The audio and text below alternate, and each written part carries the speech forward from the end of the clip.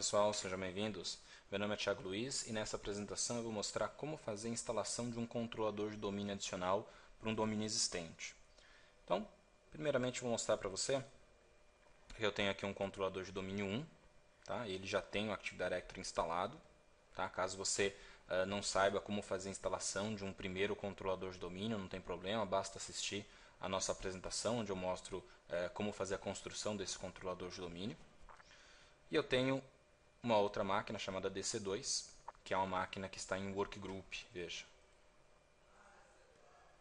Dá um botão direito propriedades do meu computador, do lado direito Change Settings. Veja que essa máquina consta por enquanto como Workgroup. Tá?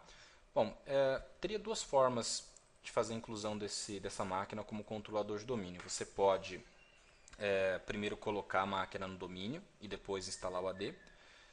E você também pode, na instalação do Active Directory, fazer as duas coisas ao mesmo tempo. Tá? Nessa demonstração, eu vou optar pela segunda opção. Eu não vou colocar a máquina no domínio primeiro, eu vou direto fazer a instalação do Active Directory, fazendo com que essa máquina seja membro de um domínio existente.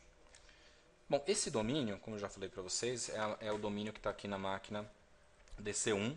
Tá? O nome desse domínio é thiagoluiz.com.br. Veja que ele tem como controlador de domínio apenas o DC1. No meu futuro controlador de domínio 2, a primeira coisa que tem que fazer é ajustar as definições de TCP/IP. Então, eu vou clicar aqui no botão Change Adapter Settings, botão direito Propriedades no adaptador de rede, dois cliques no TCP/IP e vou definir o endereçamento deste futuro controlador de domínio como 192.168.1.2. E o endereço IP do servidor DNS 192.168.1.1. Tá? É importante a definição do DNS, porque sem ele, esse host não vai conseguir localizar o outro servidor. No caso, o nosso controlador de domínio 1. Feito isso, eu vou vir aqui na opção Executar e rodar o comando Domain Controller Promotion, dcpromo.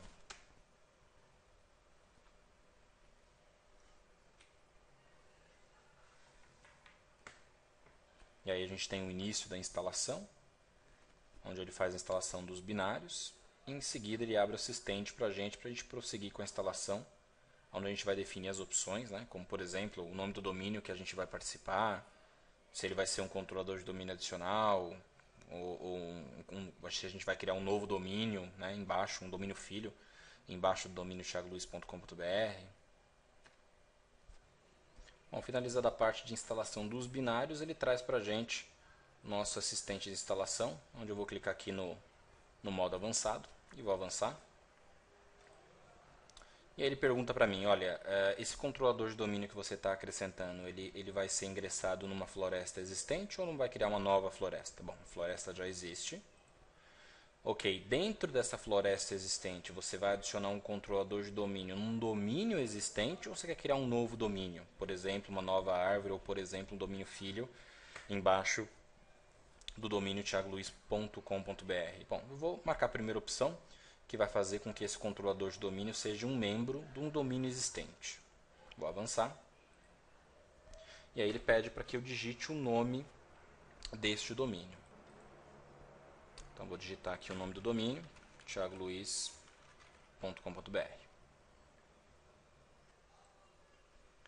Em seguida, eu vou precisar especificar um nome de usuário e senha que vai me permitir fazer isso, fazer esse ingresso no domínio. Ele não pediria usuário e senha caso essa máquina já estivesse no domínio, como um membro do domínio, não como um controlador de domínio, e eu já estivesse logado como administrador ou como um usuário que tivesse privilégios equivalentes. Como não é o caso, essa máquina ainda é uma máquina workgroup, veja, eu vou precisar especificar, clicar aqui no botão Set e vou precisar definir um usuário e senha. Então vou colocar o nome do usuário, a senha, e esse usuário e senha vai ser validado lá no controlador de domínio, que por enquanto suporta sozinho o domínio thiagoluiz.com.br. Vou clicar em avançar. Veja que ele encontrou o domínio thiagoluiz.com.br. Vou avançar mais uma vez. Aqui ele pede para que a gente selecione qual site a gente vai ingressar esse controlador de domínio. No caso aqui é um site só, então não há o que escolher, é só aceitar a opção padrão. Ele faz a verificação das configurações de DNS. E nessa tela ele pergunta para a gente quais serviços a gente vai precisar nesse controlador de domínio. Vocês devem lembrar na primeira apresentação, onde a gente tinha algumas opções esmaecidas, né? Aqui a gente não tem, por exemplo, o catálogo global, a gente é obrigado a ter pelo menos um por domínio. Por isso o nosso primeiro controlador de domínio veio esmaecido a opção do catálogo global. Aqui eu não vou precisar de um catálogo global. Na instalação anterior, a opção de RODC também estava desabilitada, porque era o primeiro controlador de domínio da nossa estrutura.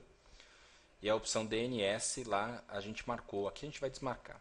Com isso, esse controlador de domínio ele vai sempre consultar o nosso servidor chamado DC1 para fazer processos de pesquisa de nomes e endereços IPs, por exemplo, para localização de um controlador de domínio.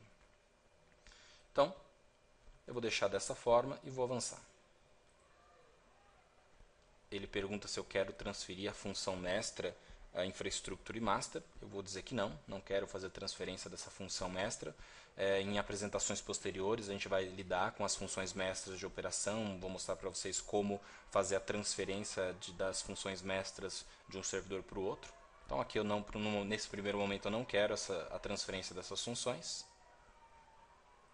E aqui ele pergunta para a gente se a replicação dos dados da base de dados do servidor atual, do servidor que já está em produção, para este, como é que ela vai se dar?